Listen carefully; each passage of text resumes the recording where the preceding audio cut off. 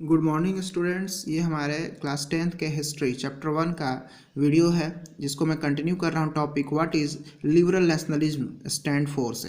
बच्चों, लिबरलिज्म का मतलब क्या होता है? तो लिबरलिज्म का सीधा मतलब होता है फ्रीडम से, कि एक कंट्री के लोग जब फ्रीडम को चाहते हैं तो उन्हीं लोगों को हम लिबरल कहते हैं। तो देखते हैं इसमें क्या है कि जो लिबरल लोग थे, ये लिबरल कौन थे? तो आपने पढ़ा होगा कि वो लोग हैं जो कि मिडिल क्लास के लोग थे, जो पढ़ लिख गए थे, जिनको जो है आज़ादी चाहिए था। तो इन लोगों ने जो है अपने अपने कंट्री में नेशनल स्टेट बनाने के लिए, अपने कंट्री में नेशनलिटी पैदा करने के लिए बहुत सारे रिवॉल्यूशन किए। उसी रिवॉल्यूशन में फ्रांस के लोगों ने, ये लिबरल लोगों ने क्या डिमांड किया, जरा इसको समझते हैं। तो पहला जो इनका डिमांड था लिबरल लोगों का जो था वो इक्वलिटी बिफोर लॉ, कि सभी लोग इक्वल होंगे। ये जो first group, second state, third state अलग अलग है, ये ऐसा नहीं होगा। सभी लोगों को जो है इक्वलिटी मिलनी चाहिए। दूसरा, इनका कहना था कि government by consent, means consent का मतलब होता है इलेक्शन। ऐसा ना हो कि कोई भी व्यक्ति, कोई राजा का बेटा राजा हो जाए। तो इन बातों पे ये जो है एग्री नहीं थे। इनका कहना था कि एक इलेक्शन करा लिया जाए और इलेक्शन कराने के बाद जो भी उसमें जीत कर आएगा वही गवर्नमेंट को रन करेगा। नेक्स्ट, इनका कहना था कि end of autocracy and clerical privilege. इनका कहना था कि ये जो ऑटोक्रेसी है इसको हटाइए, ये जो क्लरिकल, ये जो धार्मिक आधार पे दिया गया है बहुत सारा प्रिविलेज, इसको हटाइए, क्योंकि ये लोग अच्छे नहीं हैं, ये लोग गलत हैं। तो इस तरह के बहुत सारे डिमांड्स इनके थे। तभी इन चीज़ों को हटने के बाद ये जो है अपने आप को फ्री महसूस कर पा रहे थे। तो ये सारी बातें ये लिबरल लोगों ने डिमांड कर रखा था। इनका कहना था कि जो गवर्नमेंट है वो चुनी तो जाए, लेकिन ये गवर्नमेंट चुनी जाए वो रिप्रेजेंटेटिव गवर्नमेंट हो और वो गवर्नमेंट पार्लियामेंट के थ्रू चुनी जाए। यानी कि इलेक्शन हो, उसके लिए कमेटी बने और वो कमेटी कलेक्टिवली डिसीजन ले कि कौन चुना जाएगा, कैसे रन होगा, कौन रन करेगा, कितना रन करेगा। तो ये सारी बातें तो डिमांड में थी, वो इनकी थी। नॉट मोर प्राइवेट प्रॉपर्टी, इसकी बात भी इन्होंने की कि प्राइवेट प्रॉपर्टी तो होना चाहिए, लेकिन इतना भी एक आदमी के पास नहीं हो जाना चाहिए कि बाकियों के लिए फिर वो खतरा हो जाए, बाकियों के लिए वो जो है दिक्कत में आ जाए। इसलिए उन्होंने कहा कि प्राइवेट प्रॉपर्टी ठीक है, लेकिन प्राइवेट प्रॉपर्टी की एक लिमिट होनी चाहिए। एक आदमी के पास ज़्यादा से ज़्यादा कितनी प्राइवेट प्रॉपर्टी हो, इसका भी एक लिमिट होना चाहिए। ये सब डिमांड इनकी थी। लेकिन अब डिमांड के साथ साथ इनके अंदर कुछ कमियां भी थी। अब इनकी कमियां क्या थे, इनके डिमेरिट्स क्या थे? तो ये डिमेरिट्स इनका था कि ये लोग जो है यूनिवर्सल एडल्ट फ्रेंचाइजी पे भरोसा नहीं करते थे। इनको वो चीज़ पसंद नहीं आती थी। तो सबसे पहले हम समझते हैं कि यूनिवर्सल एडल्ट फ्रेंचाइजी क्या होता है। तो बच्चों, देश के किसी भी कंट्री के सिटीजन्स जब एक खास एज में आ जाते हैं तो उस एज के बाद उनको वोटिंग राइट मिल जाता है, उनको वोट देने का अधिकार होता है।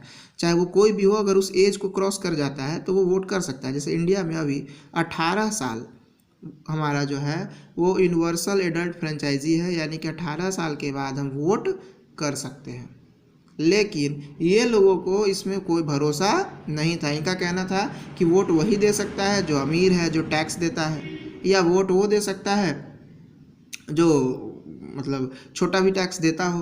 इन्होंने गरीबों के लिए वोट देने का राइट छीन लिया और वोमेंस के भी राइट्स को ले लिया। इन्होंने कभी वोमेंस को भी वोटिंग राइट्स कभी देने की बात करी ही नहीं, या इन्होंने दिया ही नहीं। अब तो वोमेंस के लिए कोई बात ही नहीं कर रहा था। वोमेंस हंगामा कर रही थी कि हमें भी चाहिए सफरेज। आपने सफरेज पढ़ा है तो सफरेज का मतलब ही होता है कि जो है सभी लोग अपने लिए जो है वोटिंग राइट मांगे। तो लेकिन वुमेंस की बात को कोई सुन नहीं रहा था। ऊपर से नेपोलियन बोनापार्ट, इसने तो वुमेंस के पावर को इतना रिड्यूस कर दिया कि वुमेंस को माइनर में साबित कर दिया। मीन्स कि औरतों का कोई अपना स्टेटस ही नहीं है। शादी के पहले वो बच्चियां हैं जिनके पापा से उनकी पहचान है, जिनके फादर से उनकी पहचान है, और शादी हो गई तो उनकी पहचान उसके हस्बैंड से है। यानी वोमेंस के लिए तो उसने कुछ छोड़ा ही नहीं। वोमेंस के लिए सबसे ज़्यादा अगर दुर्गति के हैं, सबसे बेकार स्थिति में अगर वोमेंस को किसी ने खड़ा किया तो वो नेपोलियन बोनापार्ट ने, जिसने औरत को जो है माइनर स्टेटस में डाल दिया। यानी कि औरत अपने पति के नाम से जानी जाएगी शादी के बाद, और शादी के पहले वो अपने पिता के नाम से जानी जाएगी। उसकी खुद की कोई सेल्फ आइडेंटिटी नहीं होगी। ये सब बातें चल ही रही थी। अब जो है तो ये सब सारी डिमांड जो है लिबरल्स की भी थी, क्योंकि लिबरल्स भी वोमेंस के पक्ष में नहीं थे। वो वोमेंस को कोई राइट देना नहीं चाहते थे। हाँ, फ्रीडम चाहिए था, लेकिन वोमेंस को कुछ नहीं देना चाहते थे। अब जो है फ्रांस जो है नेपोलियन बोनापार्ट के कब्जे में है। नेपोलियन वहाँ रूल कर रहा है। उसने जो है फ्रांस को लगभग 39 स्टेट में डिवाइड कर दिया। जहाँ पे अलग अलग वेट मेजर्स हैं, जहाँ पे अलग अलग जो है करेंसीज हैं। तो अलग अलग वेट मेजर्स, अलग अलग करेंसी के होने से क्या हो गया कि कंट्रीज के ही लोग आपस में जब बात करना चाहते हैं, बिजनेस करना चाहते हैं, तो उनको इक्वलिटी नहीं फील हो रहा, उनको नहीं लग रहा कि हम एक ही कंट्री के लोग हैं। तो ऐसे में उस देश में नेशनलिटी की बात, वो नेशनल स्टेट की बात कहाँ से आए? नेशन स्टेट जो ये लोग बनाना चाह रहे थे कि एक देश हो, तो नेशन स्टेट के लिए एक लैंग्वेज होना चाहिए, सभी लोगों के बीच में आपस में कलेक्टिव बिलोंगिंगनेस होना चाहिए। तो वो दिख नहीं रहा था। क्यों? क्योंकि सभी लोग अलग अलग स्टेट के थे, सभी लोग के पास अलग अलग तरह की करेंसीज थी, सभी के यहाँ वेट मेजरमेंट्स अलग थे। आप अगर वेट मेजरमेंट की बात करें तो इले उस समय कपड़े के लेंथ को मेजर करने के लिए यूज़ होता है। Ell is a device to measure the clothes. लेकिन अगर इले की बात करें तो फ्रैंकफर्ट में जो है उसका लेंथ 54.7 सेंटीमीटर था, मैज में उसका था 55.1 सेंटीमीटर, न्यूरेमबर्ग में जो है वो 65.6 सेंटीमीटर था। यानी अलग अलग जगह तो लेंथ भी अलग अलग। इससे कभी भी कलेक्टिव बिलोंगिंगनेस की भावना नहीं आ रही थी, और नहीं आ रही थी तो कंट्री कभी लग ही नहीं रहा था कि एक नेशन स्टेट बनेगा। ऊपर से टैक्सेस अलग अलग थे। एक देश में हेम्सबर्ग से लेके, बच्चों हेम्सबर्ग एक जगह का नाम है, वहाँ से लेके न्यूरेम्सबर्ग तक जाने में 11 जगह कस्टम ड्यूटी लगती थी। 11 बार, 11 जगह, और हर जगह 5%। अगर हम बात करें कि कोई सामान 100 रुपये की है तो 11 बार उस पर टैक्स लगेगा 5%। यानी 5 रुपये पहली बार, 5 रुपया दूसरी बार, 5 रुपया तीसरी बार, इस तरह से 55%। यानी 100 में 55 रुपये तो सिर्फ टैक्स में ही चले जाएंगे। तो ऐसे में सामान जो है 100 रुपये का है, उसमें बचत क्या होगा? 55 रुपये तो सरकार को चले जाएंगे। तो लोगों को बहुत डिफ़िकल्टी आ रही थी, किसी को अच्छा लग नहीं रहा था।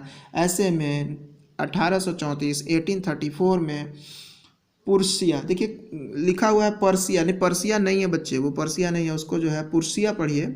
उसने इनिशिएट लिया और उसने जो है क्लब बनाया, एक कस्टम यूनिट बनाया। क्लब एक कस्टम यूनिट, कलेक्टिवली एक कस्टम यूनिट बनाया, जिसको जॉल्वरिन कहते हैं। जॉल्वरिन एग्जाम में आएगा, ये बोर्ड एग्जाम में भी आपको 1 नंबर का क्वेश्चन आ सकता है। तो पुर्सिया के इनिशिएटिव से एक ग्रुप बना, एक कस्टम यूनिट बना, जिसका नाम था जॉल्वरिन। तो जॉल्वरिन ने क्या किया कि पूरे 39 स्टेट की अलग अलग करेंसी को ख़त्म कर दिया, और अब मात्र 2 करेंसी थी। 37 करेंसी ख़त्म हो गई, डिजॉल्व कर दी गई, सिर्फ 2 करेंसीज बची। और साथ ही साथ इन्होंने रेलवे को एक्सपेंड किया, जिससे क्या हुआ कि बहुत सारे लोग जो हैं ये अपने बिजनेस को इधर से उधर फैला पाए। और अब जो है मिडिल क्लास लोगों ने नेशनलिज्म के आइडिया को बहुत हद तक प्रमोट किया। अब जो है नेशन स्टेट की तरफ जो है हमारा कंट्री फ्रांस जो है चल पड़ा। इसके बाद का जो है हम बात करेंगे अगले वीडियोस में। Thank you.